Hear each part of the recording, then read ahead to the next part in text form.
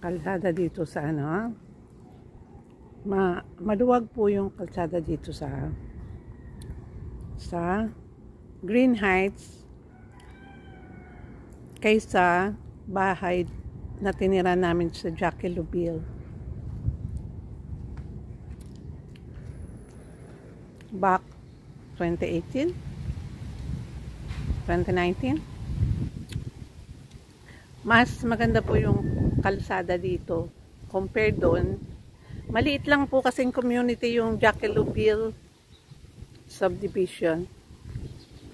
Sa aking pong pagkakaalam, maraming lot doon sina Jackie Lu Blanco.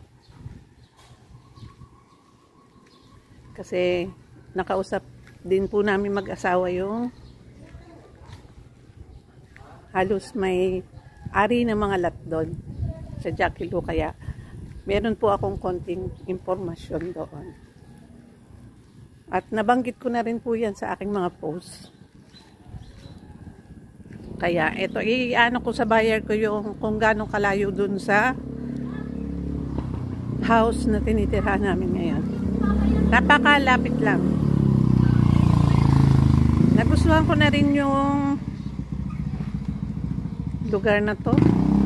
Kung may pera lang ako, invest ko to. Yung nagustuhan din ng buyer ko kasi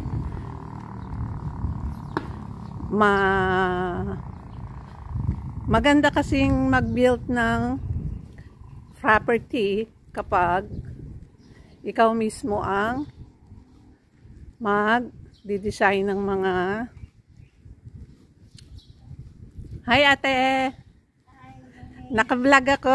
Naka-vlog ka? Oo.